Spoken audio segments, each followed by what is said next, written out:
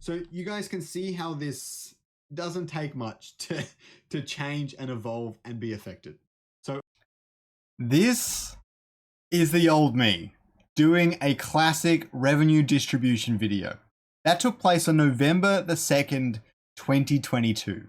A very long time ago. Even now, I've got the green screen behind me giving me this really crisp image. I've got a new camera. I'm better groomed nowadays, I'll put it that way. It's a new year, it's a new time, and it's a new me. And I'm excited to return back to my roots of what I started this channel on. I find numbers really fascinating. Discoriox here finds numbers really fascinating. And I can't wait to share with you my updated discussion regarding revenue distributions, the tokenomics of Illuvium, and how much money I think you could generate per token based on how much revenues I believe Illuvium could make in the future. I'm going to go through several different use cases here, the bear, base, bull, and the ultra bull case. I know you guys are very excited for that, but I'm excited to go through this journey with you all over again. It's been a long time coming. Now, full disclaimer, I will be not discussing the Illuvium token, the Illuvium token price, or anything surrounding that matter at all. Revenue distributions in this case will be primarily revenues that Illuvium could generate, obviously still very speculative, and how much revenue per token you hold you would receive. Keeping that in mind, I cannot do things like APYs and all that sort of stuff, and I do need to consider the current token price for things like SRV2 deductions. But that is it. I'm not talking about token price go up, down, or sideways. That is unimportant in this video. How much revenue could Illuvium generate, and what does that mean for the tokenomics model of Illuvium? For anyone who's not familiar, Illuvium has a unique tokenomics model, something that no one has ever really tried before. And now the others are starting to get involved with it, but they're not going to the extent that Illuvium is. 100% of the revenues Illuvium generates goes back to the community. 95% of that goes to ILV stakers. 5% goes to landholders. It's really that simple. So to calculate how much revenue Illuvium would generate, we can do some other things. To calculate how much revenue you generate from Illuvium's revenues, the maths is really simple.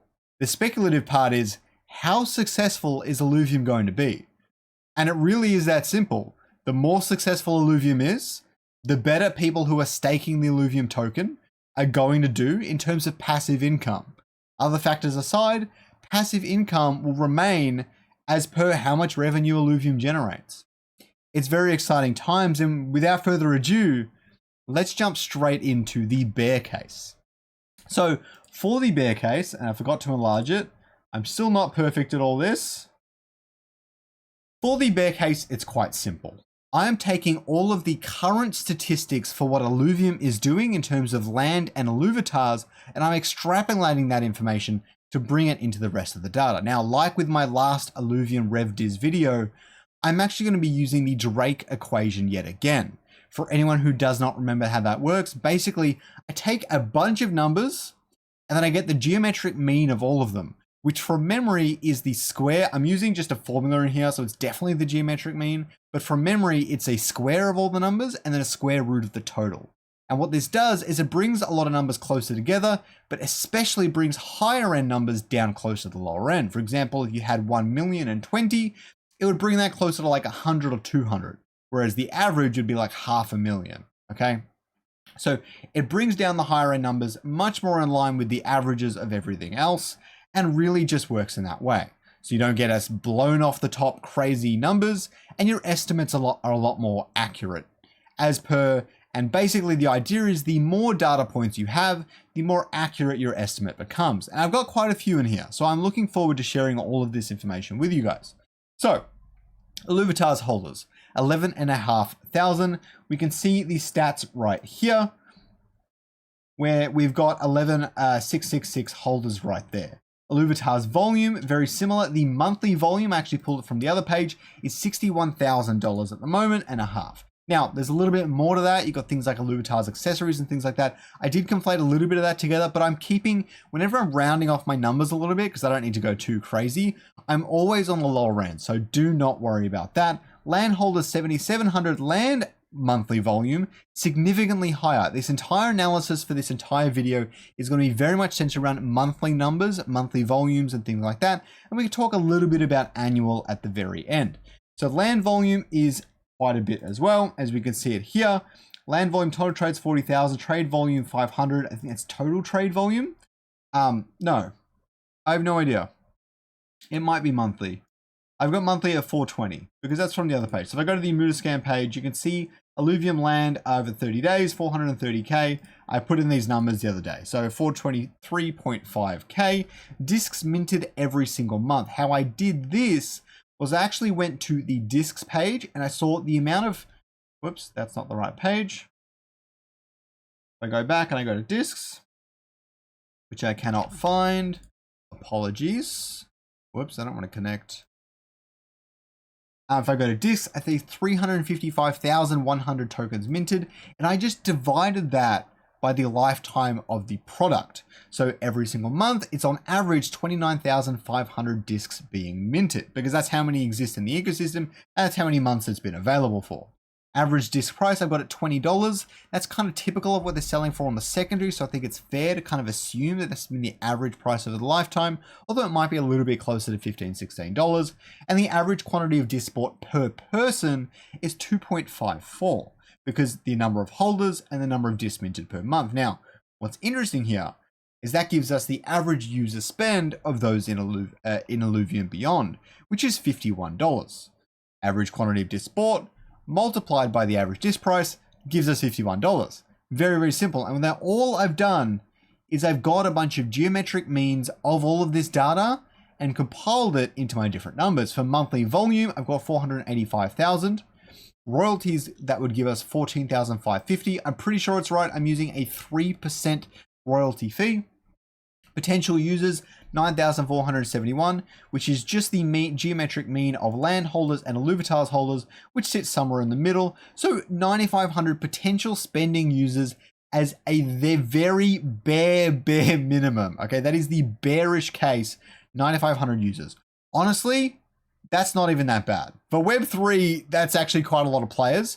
Their average user spend per month being $50, obviously quite good. Now, this is quite conservative, and I know this is bearish, but I would almost call this like highly likely in my opinion, because it's already been proven with the other Illuvium products. These are current Illuvium users that I am looking at directly in this calculation.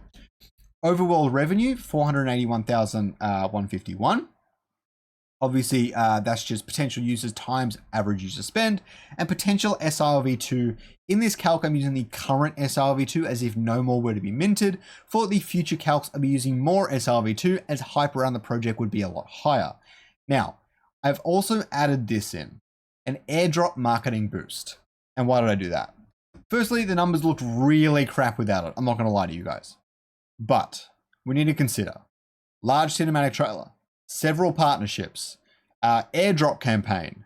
That's at least a 2-factor multiplier, but in the bearish case, it's a 3-factor multiplier. And I think that's actually a really respectable and fair way to look at this situation. Now, you can call that even extra speculative, and you might want to ignore that number. Then just divide whatever I'm telling you right now by 3 for the bear case. This airdrop marketing boost decreases for the future cases.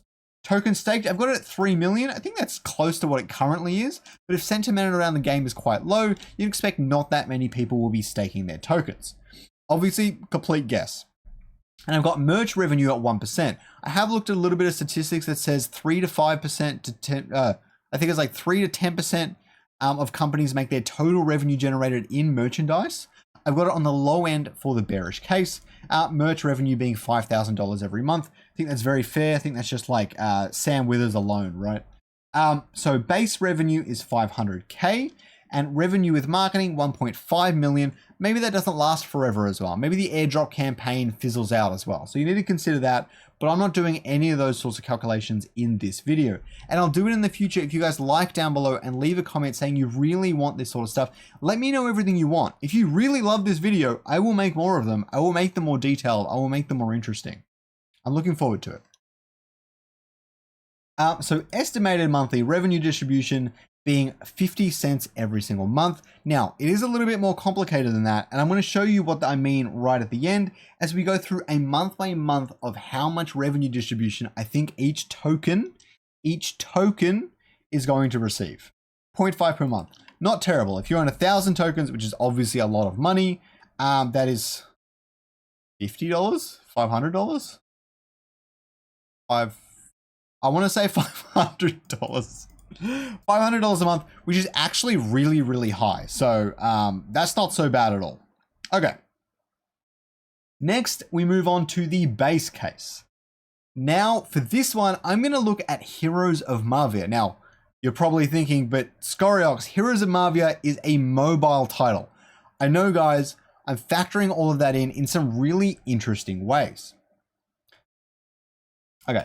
So first up, we've got Mavia downloads and Mavia monthly active users. As we can see in the Discord here, they talked about the monthly active users, which is 2.6 million for the first month of the game. And the Mavia downloads is 3 million.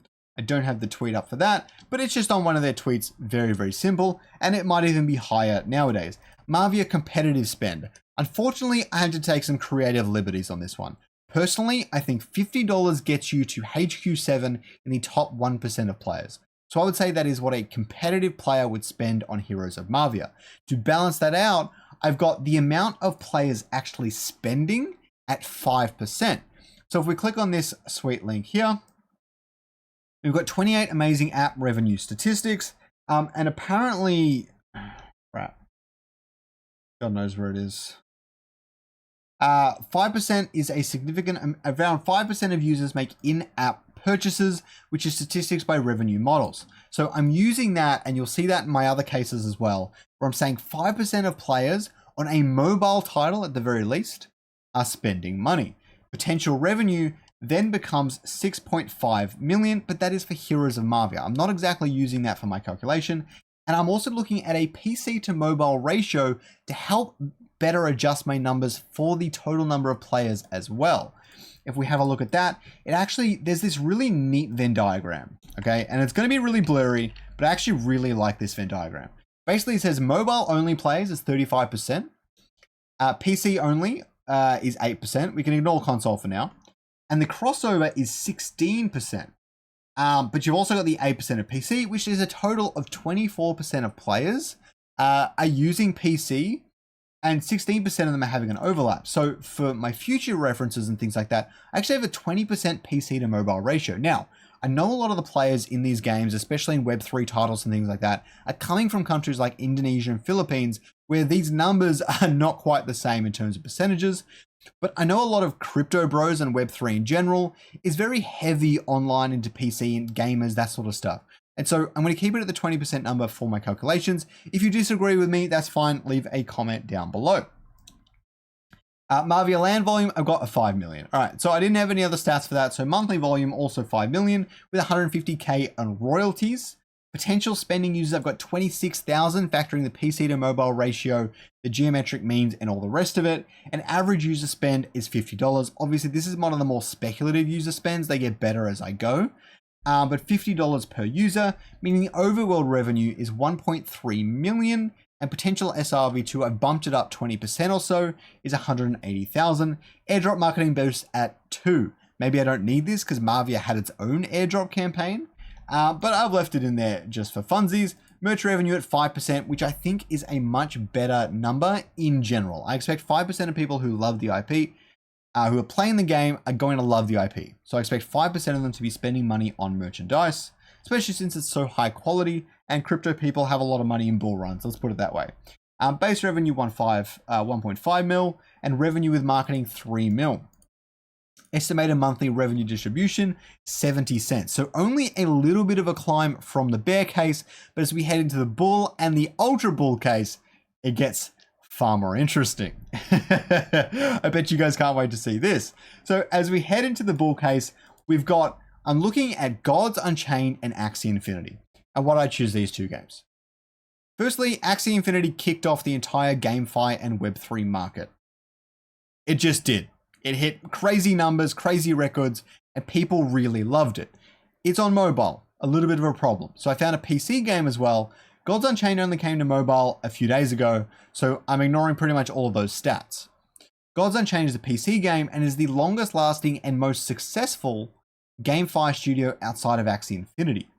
Why is it successful? Because it hasn't gone to zero yet. Every other GameFi studio that's launched a game, especially in the previous cycle, has pretty much gone to zero. You haven't heard of them or they haven't launched yet. Okay, I'm talking about ones that did launch and didn't do so well. Gods Unchained has stood the test of time for a very long time, so it's a highly successful game. Also, it's a PC game on IMX, which is perfect for estimating Illuvium revenues.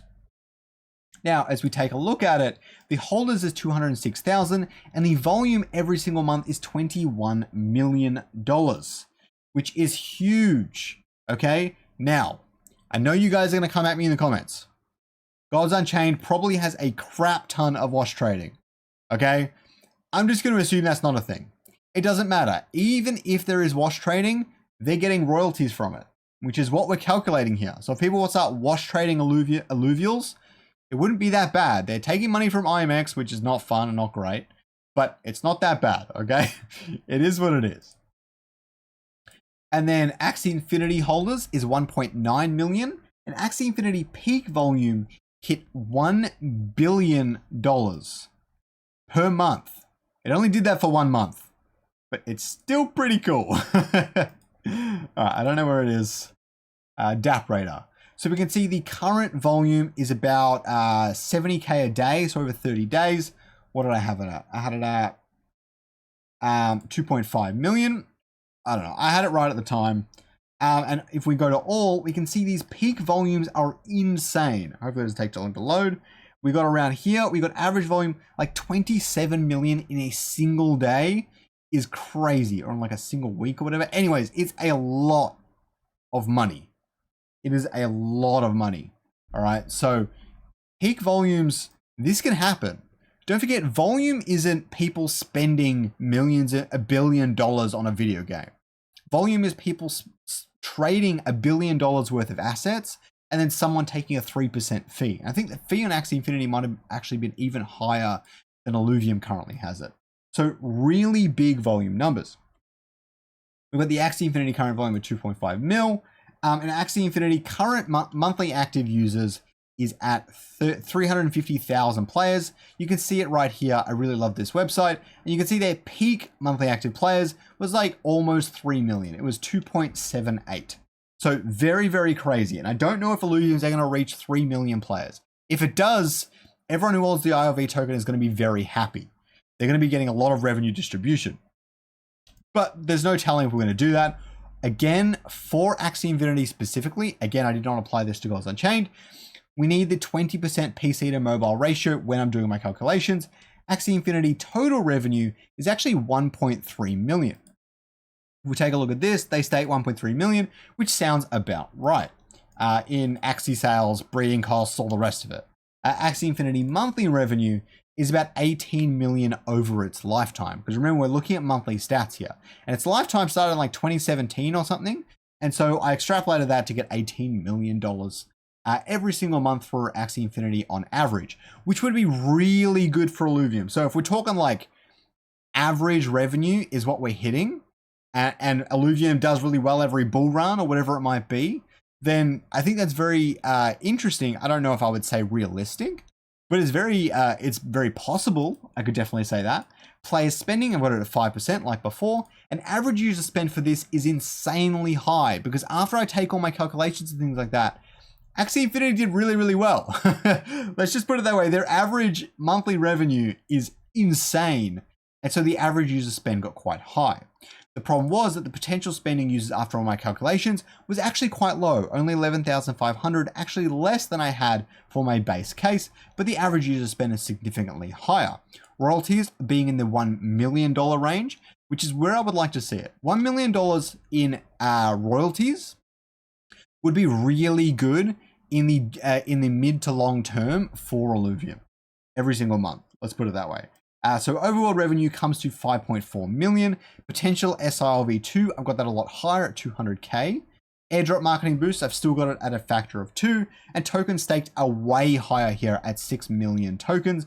Merch revenue a good bit higher as well, but it's a little bit drop in the pond at this point. Actually, I might just drop merch revenue down to 5%. And so base revenue is 6.9 million per month. Revenue with marketing is 13.7 million per month. Estimated monthly revenue distribution coming at $2.30. If you have 100 tokens, that is $230 every single month you're getting in passive income, which is fantastic. Why not? What's interesting here, sorry, what was I going to say? I can't even remember. All right, so let's move in to the ultra bull case. Now, full disclaimer, I had a bit of fun with this. I'm not taking this ultra bull case super seriously. Even though, I mean, anything can happen at any time, it's a little bit pie in the sky, whereas my bull case with the Axie Infinity and Gods Unchained numbers, I think is very possible, at least in the long term and if you average things out and stuff like that. Everything's going to have peaks and troughs, everything is seasonal, everything is cyclical. So, the ultra bull case. For this, I used Pal World and one of my personal favorite games of all time, Monster Hunter World. I couldn't just do Pal World because it's only been out for like a month, so that seems a little bit unfair. But Pal World's peak PC players, 2.1 million players, you can see it right here, and they dropped off a little bit, but they're holding quite steady at about 100,000 players. 150k I've got here. Pal World average cost was $35. Pal World total downloads 25 million, so I've included that in the calcs. And these are PC games, actually, which is very important for me calculating this. And I can get the PC stats for them as well, which is really cool. Monster Hunter World peak PC players, 285,000. Current PC players, 50k. Average cost $30, which surprised me. I didn't think it would be that cheap. I might have that way wrong. And I'm not including Iceborne here as well. And Monster Hunter World total downloads 9.6 million.